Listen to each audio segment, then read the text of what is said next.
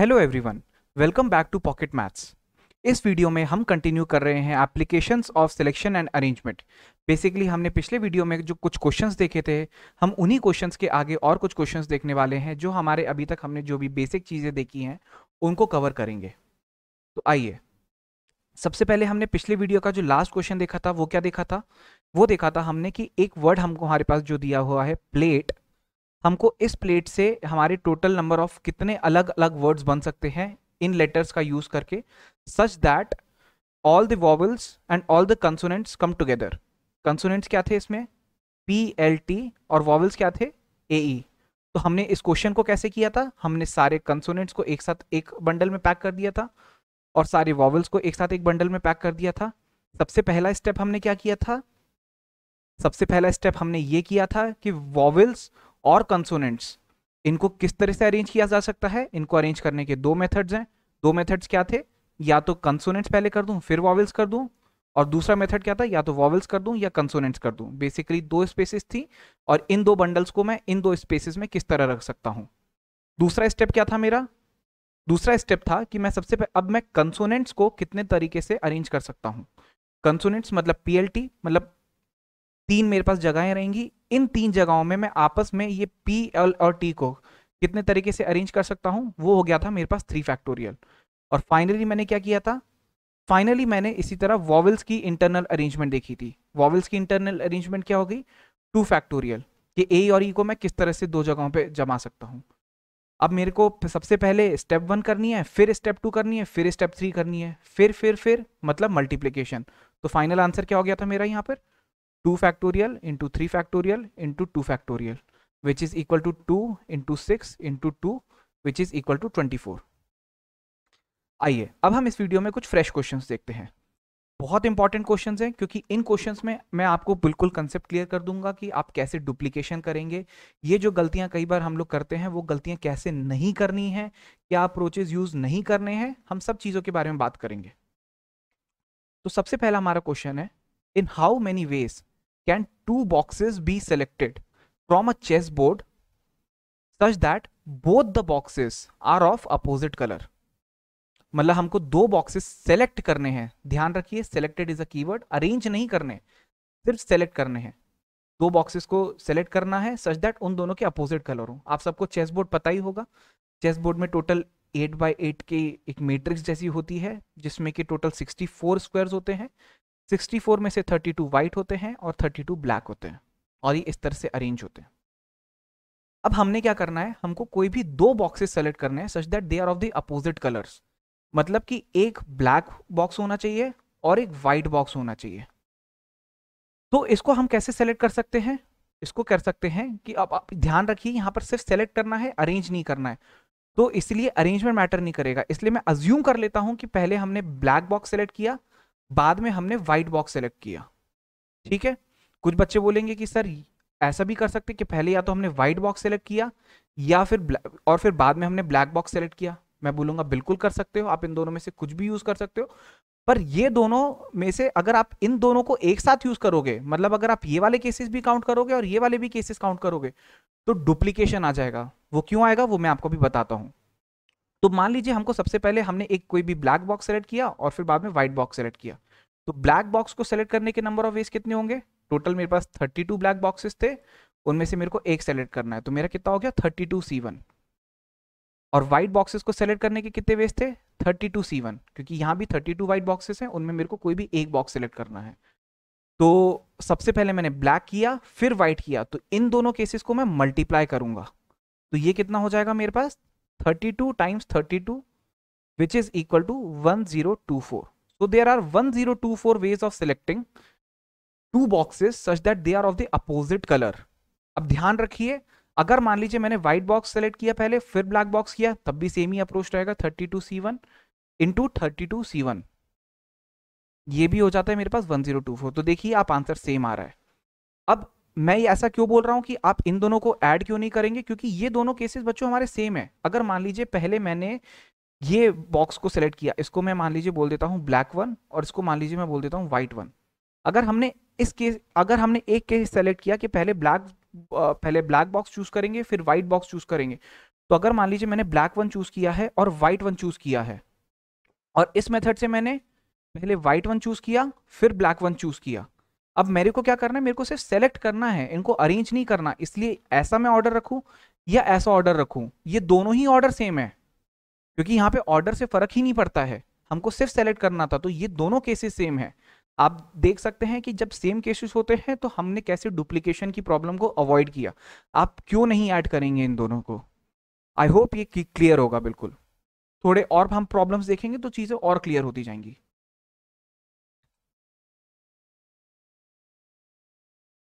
चलिए अगला क्वेश्चन है, in how many ways can two boxes from the chess board be selected. यहां भी हमको सेलेक्ट ही करना है, such that both the boxes are of same colour. पिछले केस में बच्चों हमने देखा था कि डिफरेंट कलर के बॉक्सेस हमको सेलेक्ट करने थे, अब यहां पे क्या है, हमको सेम कलर के बॉक्सेस सेलेक्ट करने हैं। तो यहां पर क्या केसेस बन जाएंगे, दो केसेस बन जाएंगे। केस वन, अगर मैंने दोनों व्हाइट बॉक्स सेलेक्ट कर लिए, और केस टू, अगर मैंने दोनों ब्लैक बॉक्स सेलेक्ट कर लिए। तो केस वन अगर मान लीजिए मेरे को दोनों व्हाइट बॉक्स सेलेक्ट करने हैं, तो ये क्या हो जाएगा, मेरे पास टोटल 32 व्हाइट बॉक्सेस के ऑप्शंस अवेलेबल थे। 32 में से मेरे को कोई भी दो सेलेक्ट करने हैं, तो मैं क्या यूज करता हूं, 32C2 which is equal to 496। Similarly अगर मान लीजिए मेरे को दो ब्लैक बॉक्स सेलेक्ट करने हैं, तो ब्लैक बॉक्स टोटल होते हैं 32। इन 32 में से मैं कोई भी दो बॉक्स सेलेक्ट कर लूंगा, तो ये भी हो जाता है मेरे पास 496। अब या तो मेरा केस वन होगा या केस टू होगा, और ध्यान रखिए केस वन के जो भी नंबर ऑफ ऑप्शंस आ रहे हैं मेरे पास, जो भी नंबर ऑफ पॉसिबिलिटीज आ रही हैं, ये यूनिक है as compare to case two. क्योंकि अगर मान लीजिए मैं white one white two select करूं या black one black two select करूं, ये दोनों अलग अलग केसेस हैं, तो मेरे को ये भी काउंट करने हैं सारे और ये भी काउंट करने हैं सारे। तो इस केस में मैं दोनों को ऐड करूंगा, तो मेरे पास फाइनल आंसर क्या हो गया, 496 into 2 which is equal to 992। I hope ये क्लियर होगा। अब सेम प्रॉब्लम में कुछ बच्चे बोल सकते हैं कि सर हम ऐसा करते हैं कि चलिए हमने केसेस तो बना लिए, case one 2 white, case two 2 black. अब हमने जो ये दो व्हाइट बॉक्स सेलेक्ट करने हैं, हम इस तरह से सेलेक्ट करते हैं। अभी सबसे पहले हमारे पास पॉसिबल ऑप्शंस क्या हैं, हमारे पास टोटल 32 व्हाइट बॉक्सेस अवेलेबल हैं। तो इन 32 में से हमने कोई भी एक व्हाइट बॉक्स सेलेक्ट कर लिया, तो कोई भी एक व्हाइट बॉक्स सेलेक्ट करने के कितने नंबर ऑफ वेज हो गए, वो हो गए हमारे पास 32। फिर हमने क्या किया, अब हमारे पास एक, मान लीजिए हमने व्हाइट वन सेलेक्ट कर लिया, अब हमारे पास टोटल कितने बचते हैं, अब हमारे पास 31 व्हाइट बॉक्सेस बचते हैं जिनमें से हमको सेलेक्ट करना है। अब इनमें से मैं कोई एक व्हाइट बॉक्स सेलेक्ट कर लेता हूं, तो उनमें 31 व्हाइट बॉक्सेस में से एक व्हाइट बॉक्स सेलेक्ट करने के कितने वेज हो गए, वो हो गए 31। तो कुछ बच्चे बोलेंगे सर हम डायरेक्टली यहाँ पे 32 इंटू 31 क्यों नहीं कर देते? तो मैंने क्या बोला बच्चों, अब यहां पर आपके वापस से डुप्लीकेशन हो जाएंगे। मान लीजिए पहले आपने व्हाइट वन सेलेक्ट किया फिर व्हाइट टू सेलेक्ट किया, एक केस ये हो गया, और एक केस ये हो गया इस केस में कि मान लीजिए पहले आपने व्हाइट टू सेलेक्ट किया, पहले मान लीजिए आपने व्हाइट टू सेलेक्ट किया और बाद में व्हाइट वन सेलेक्ट किया। अब आप ध्यान रखिए व्हाइट वन व्हाइट टू और व्हाइट टू व्हाइट वन, ये दोनों हमने इस 32 इंटू 31 में काउंट किए हैं, बट ये दोनों सेम ही केसेस हैं। तो बेसिकली हो क्या गया, हमने हर केस को दो बार काउंट कर लिया। हमने कोई भी जो दो बॉक्स सेलेक्ट किए हैं उनको एक साथ काउंट कर लिया, क्योंकि यहाँ पे हमने ऑर्डरिंग कर डाली, हमको ऑर्डरिंग नहीं करनी थी, हमको सिर्फ सेलेक्ट करना था। तो यहां पे क्या हो गया, यहां पर डुप्लीकेशन ऑफ केसेस हो जाएगा, इसलिए हमको क्या करना पड़ेगा, हर केस को हमने दो बार ऐड किया है, तो इसीलिए हम पूरे नंबर ऑफ केसेस को 2 से डिवाइड कर देंगे, जो मेरा वापस से आ जाता है 496। क्योंकि अल्टीमेटली मैंने पिछले क्वेश्चन में क्या निकाला था, 32C2, 32C2 भी मेरा यही रिप्रेजेंट करता है, 32 इंटू 31 अपॉन 2। आई होप आपका ये डाउट यहां पर क्लियर होगा कि सर कुछ बच्चे बोलेंगे सर हमने डायरेक्टली 32 इंटू 31 क्यों नहीं किया। ये क्लियर करना बहुत इंपॉर्टेंट है, क्योंकि आप कई बार आगे आने वाले क्वेश्चंस में ये डुप्लीकेशन की गलतियां करेंगे, 110% करेंगे, क्योंकि और ऑप्शंस में भी ये ऐसी डुप्लीकेशन वाले आपके पास ऑप्शंस आ जाएंगे जहां पर कि ऑप्शंस में कोई एक 2 के फैक्टर से मल्टीप्लाइड होगा नहीं होगा, तो बहुत चांसेस है कि आप कंफ्यूज हो जाएं। बट अगर आप अपने बेसिक बिल्कुल क्लियर रखेंगे, आप ये समझेंगे कि ऑर्डरिंग में और सिलेक्शन में क्या फर्क होता है और हम उस चीज को कैसे अवॉइड कर सकते हैं, तो आपके आंसर बहुत स्ट्रेट फॉरवर्ड तरीके से बहुत इजीली निकल आएंगे। और मेरा इस वीडियो का मेन टारगेट यही है कि आप क्या क्या गलतियां नहीं करें, मैं आपको ये बता सकूं। हम कंटिन्यू करते हैं। अब अगला क्वेश्चन हमारा ये है, in how many ways can two boxes be selected such that they are not adjacent, they are not adjacent. ठीक है, तो मैंने क्या बताया था, जनरली कैसे क्वेश्चंस को कैसे कर सकते हैं, दो मेथड से कर सकते हैं। एक मेथड होता है पॉजिटिव मेथड और दूसरा मेथड होता है नेगेटिव मेथड। पॉजिटिव मेथड मतलब क्या करेंगे कि जो जो भी हमारे फेवरेबल आउटकम्स हैं हम उन सबको ऐड करते जाएंगे। और दूसरा मेथड क्या था, हमने पहले टोटल नंबर ऑफ आउटकम्स निकाल लिए, उस आउटकम्स में से हमने वो माइनस कर दिए जो हमारे पास अनफेवरेबल हैं। तो सबसे पहले आइए देखते हैं नेगेटिव मेथड कैसे करेंगे इस क्वेश्चन को सॉल्व। तो हमारे पास total number of possible options कितने हैं, in how many ways can two boxes be selected, ये हमारे पास टोटल नंबर ऑफ केसेस होंगे। तो अगर हमको दो बॉक्सेस सेलेक्ट करने हैं, 64 हमारे पास टोटल नंबर ऑफ बॉक्सेस हैं, तो 64 बॉक्सेस में से दो बॉक्स सेलेक्ट करने के नंबर ऑफ वेज कितने हो गए, 64 इंटू 63/2। मतलब ये मैंने इसलिए लिखा है बच्चों क्योंकि ये 64C2 हो जाएगा। 64C2 कितना हो जाएगा, 64 into 63/2 which is equal to 2016। 2016 मेरे पास टोटल पॉसिबिलिटीज आ गई। आई होप ये क्लियर होगा कि हमने टोटल नंबर ऑफ पॉसिबिलिटीज कैसे निकाली हैं। अब इन पॉसिबिलिटीज में से मेरे को अनफेवरेबल आउटकम्स सबट्रैक्ट करने हैं। अनफेवरेबल आउटकम्स मतलब अगर मान लीजिए वो एडजेसेंट हो जाएं, एडजेसेंट अगर हो जाएं तो वो मेरे को आउटकम्स हटाने हैं। तो आइए देखते हैं कैसे निकालें।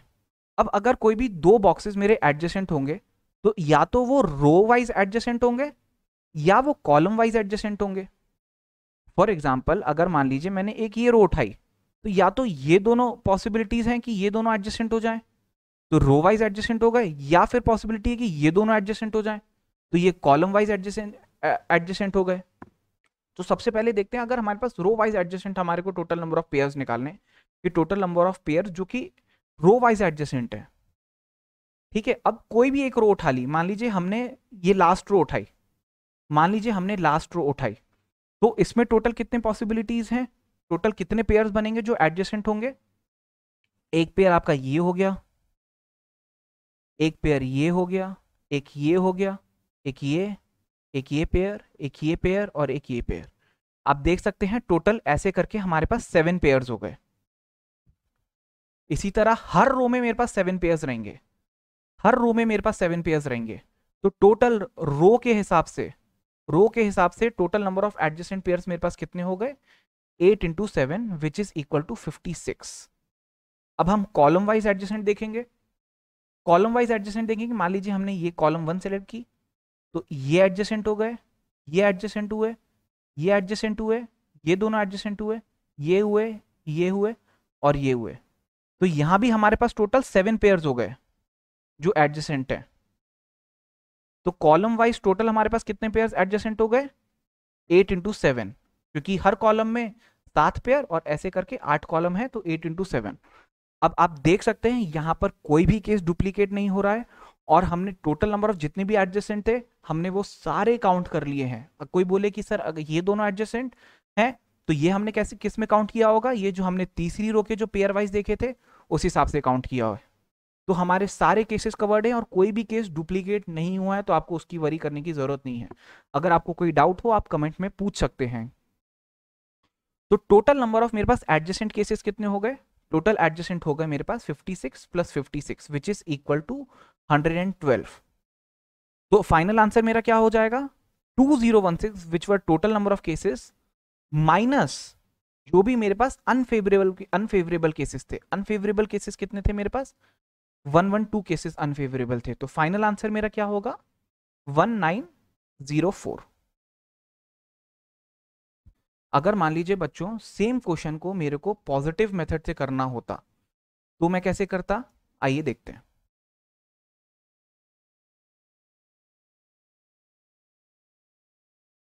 तो अब हमको क्या करना है, अब हमको सारे फेवरेबल केसेस, जितने भी मेरे फेवरेबल केसेस हैं उनको ऐड करने हैं।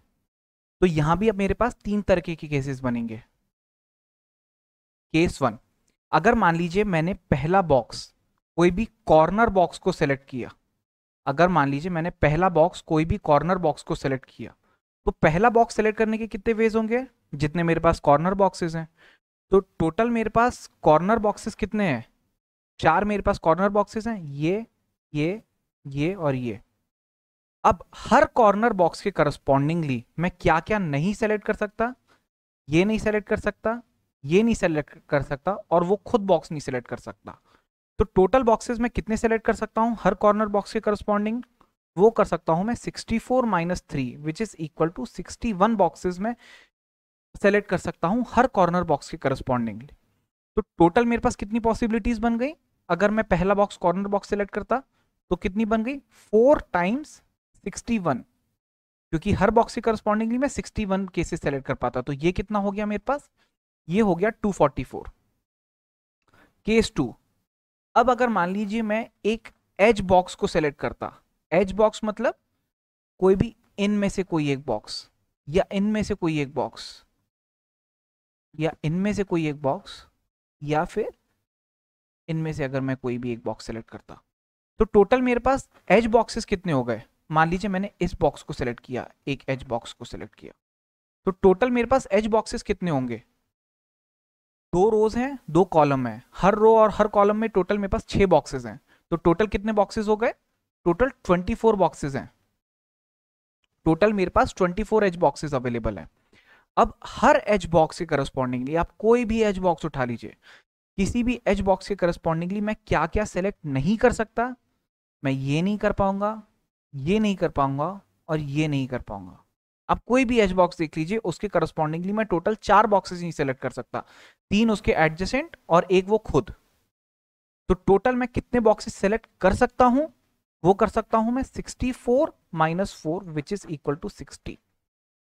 तो टोटल बॉक्सेस मेरे पास एज बॉक्सेस थे 24, और सेकंड बॉक्स को सेलेक्ट करने के लिए नंबर ऑफ वेज कितने हो गए मेरे पास, सेकंड बॉक्स को सेलेक्ट करने के लिए नंबर ऑफ वेज हो गए मेरे पास 60। तो टोटल वेज कितने हो गए मेरे पास, 24 times 60 which is equal to 1440। तीसरा केस मैं उठा लेता हूं कि अगर मान लीजिए मैं कोई भी जो बीच वाले बचे हुए बॉक्सेस हैं, बीच वाले जो मेरे पास बचे हुए बॉक्सेस हैं, any of the middle boxes, central boxes जिसको मैं बोलूंगा सेंट्रल, अगर मान लीजिए पहला बॉक्स में कोई भी सेंट्रल बॉक्स उठा लेता हूं, तो पहली बात तो आप ये बताइए मेरे पास टोटल सेंट्रल बॉक्सेस कितने बचे हैं। मेरे पास सेंट्रल बॉक्सेस बचे हैं 6 टाइम्स 6, क्योंकि मेरे पास 6 रोज बाय 6 कॉलम का एक स्क्वायर बन रहा है। तो टोटल मेरे पास सेंट्रल बॉक्सेस कितने बनेंगे, ये 6 हैं, ये 6 हैं, तो 6 क्रॉस 6 इक्वल टू 36 बॉक्सेस मेरे पास बचते हैं।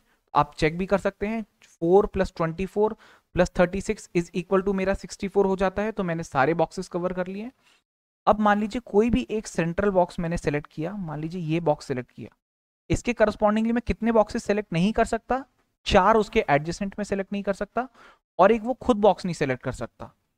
तो हर बॉक्स के करस्पॉन्डिंगली मैं टोटल 64 माइनस 5 बॉक्सेस सेलेक्ट कर सकता हूं विच इज इक्वल टू 59। तो टोटल पॉसिबिलिटीज कितनी बन गई मेरे पास, 36 टाइम्स 59। 36 तरीके से मैंने बॉक्स 1 सेलेक्ट किया कोई भी सेंट्रल पीस, और हर सेंट्रल पीस के और हर सेंट्रल बॉक्स के करस्पॉन्डिंगली 59 बॉक्सेस में दूसरे कवर कर सकता हूं। तो ये हो जाता है मेरे पास 59 टाइम्स 36 इज 2124।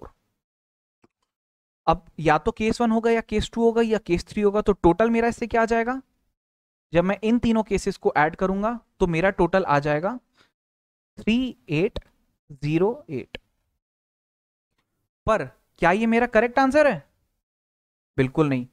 हमने क्या फंडामेंटल एक गलती कर दी, हमने क्या गलती कर दी, हमने ये गलती कर दी कि हमको सिर्फ सेलेक्ट करने थे, हमने ऑर्डरिंग भी कर दी साथ में। कैसे कर दी ऑर्डरिंग, मैं बताऊं। अगर मान लीजिए आपने सबसे पहले एक कॉर्नर बॉक्स सेलेक्ट किया होता, मान लीजिए हमने पहले ये वाला एक कॉर्नर बॉक्स सेलेक्ट किया है, इसको मैं मान लीजिए बोल देता हूं C1।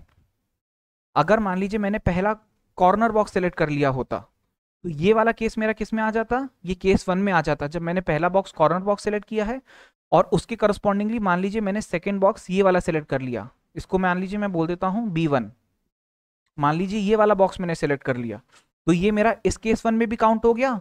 साथ ही साथ अगर मान लीजिए पहले मैंने B1 काउंट किया होता, ये मेरा किस केस में आ जाता, अगर मैं B1 को काउंट करता सबसे पहले, तो ये मेरा आ जाता केस 3 के अंदर।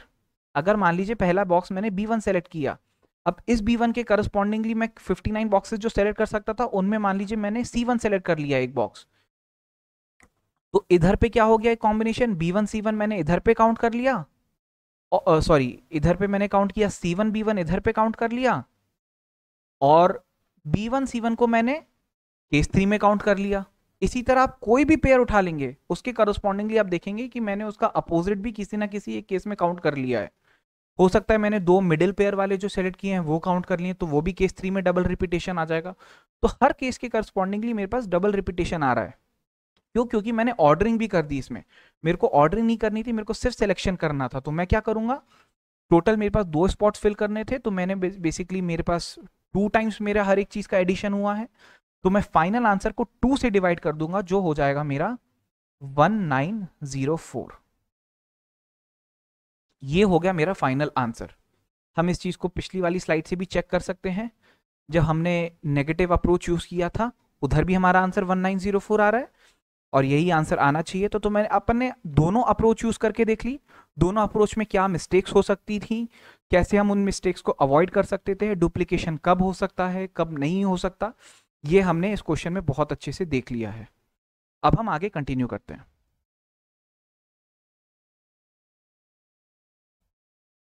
अब अगला हमारा क्वेश्चन क्या है, in how many ways can 2 white boxes be selected such that they are not in the same row और column.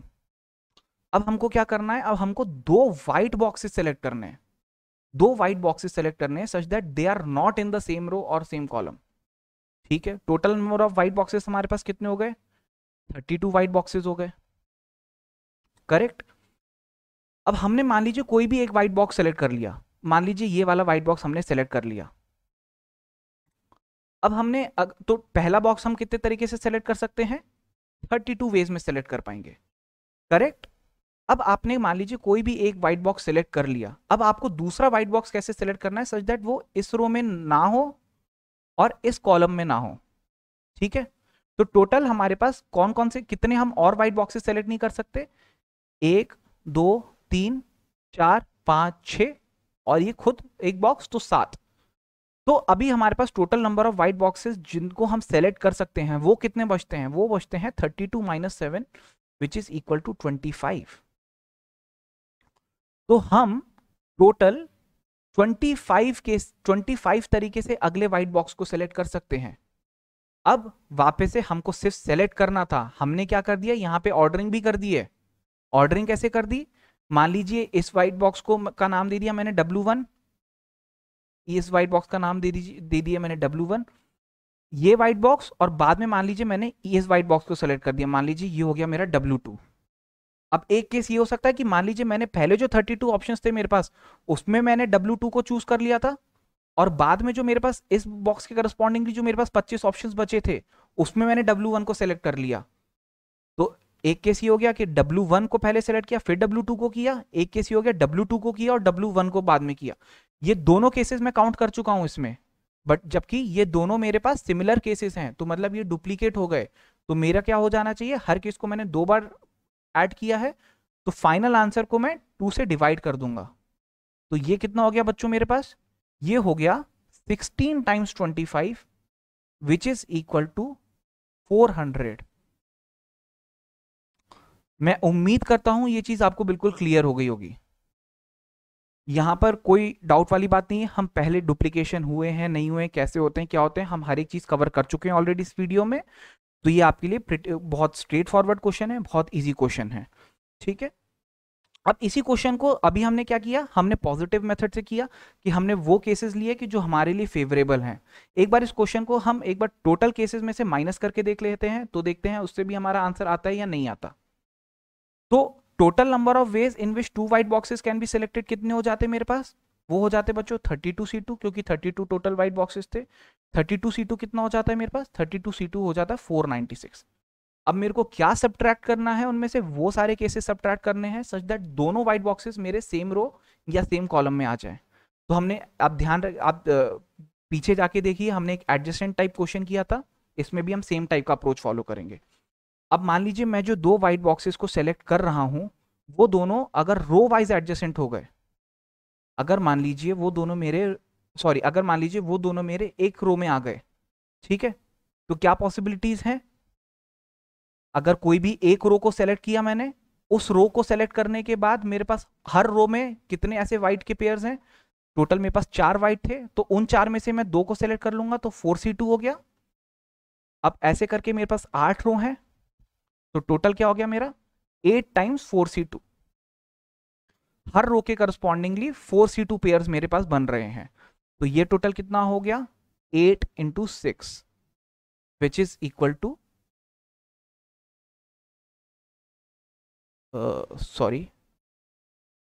Which is equal to 48।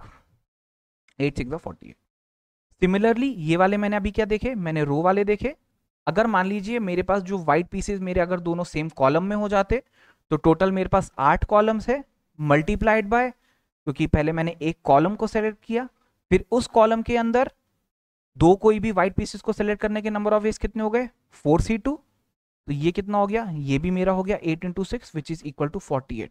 तो टोटल नेगेटिव केसेस कितने हो गए मेरे पास? टोटल नेगेटिव केसेस हो गए मेरे पास 48 plus 48 which is equal to 96। तो फाइनल आंसर कितना हो जाएगा? Total cases possible minus negative cases equal to 400। आप चेक कर सकते हैं, हमने जो पॉजिटिव मेथड यूज किया था उसमें भी हमारा आंसर 400 ही आया था। आई होप ये क्लियर होगा। इस वीडियो में अगर आपको कोई भी डाउट हो तो आप प्लीज कमेंट्स में जरूर बताएं, और ये वीडियो को एक बार, दो बार, तीन बार जरूर देखें, ताकि आपको समझ आ जाए कि आप क्या क्या पॉसिबल गलतियां कर सकते हैं, आप कैसे अपने डुप्लीकेशन को अवॉइड कर सकते हैं, आप कैसे आइडेंटिफाई कर सकते हैं कि क्या मेरे केसेस डुप्लीकेट हो रहे हैं, नहीं हो रहे हैं। क्योंकि ये चीज़ बहुत ज़रूरी है, क्योंकि आप जो गलतियां करेंगे पीएनसी में सबसे बड़ा स्कोप ऑफ मिस्टेक्स यही होती है कि या तो आपने सारे केसेस इंक्लूड नहीं किए, या आपने जो केसेस इंक्लूड किए हैं उनको 2 बार इंक्लूड कर लिया है। तो हमको ये गलतियां एक बार हमारी अवॉइड हो जाएंगी तो हमारे लिए पीएनसी बहुत ईजी टॉपिक हो जाएगा। Thank you so much.